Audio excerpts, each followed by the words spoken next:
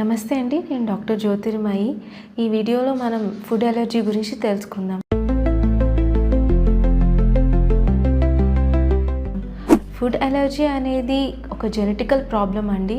కొంతమందికి కొన్ని రకాల ప్రోటీన్స్ పడక మన బాడీ ఇమ్యూన్ సిస్టమ్ అనేది ఆ ప్రోటీన్స్తో ఫైట్ చేయడం వల్ల కొన్ని రియాక్షన్స్ అనేవి వస్తుంది. చాలా వరకు ఇది చిన్న రియాక్షన్స్తో మైల్డ్గానే వస్తుంది.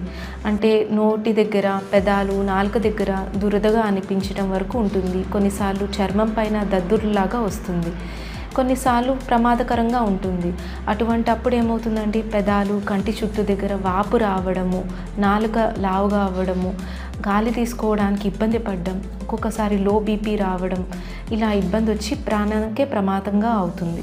అయితే ఈ ఫుడ్ అలర్జీ చాలా సాధారణంగా పాలు, గుడ్లు, నట్స్ వలన, ఫిష్ వలన ఈ కామన్ అలర్జెన్స్ అండి. అయితే ఇది ఏ ఏజ్లో అయినా చూస్తూ ఉంటాం. కాకపోతే ఎక్కువగా చిన్న పిల్లల్లో కామన్గా ఉంటుంది. అయితే దీన్ని ఎలా గుర్తించడం? ఈ ఫుడ్ అలర్జీ ఉన్నవాళ్ళు ఒక చిన్న ఫుడ్ డైరీ అనేది మెయింటైన్ చేసుకోవాలి.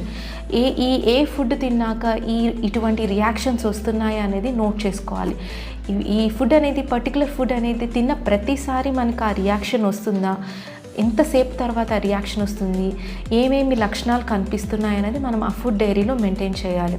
ఇది మనకి డాక్టర్ దగ్గరికి వెళ్ళి నిర్ధారించుకోవడానికి హెల్ప్ అవుతుంది.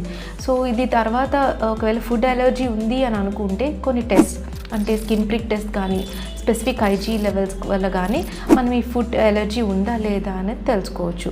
సో చాలాసార్లు ఇది మైల్డ్గా ఉండదు, ఒక్కొక్కసారి ప్రమాదకరంగా ఉంటుంది. ఫుడ్ అలర్జీ ఉన్నవాళ్ళు కొంచెం జాగ్రత్తగా తీసుకోవాలి. Thank you.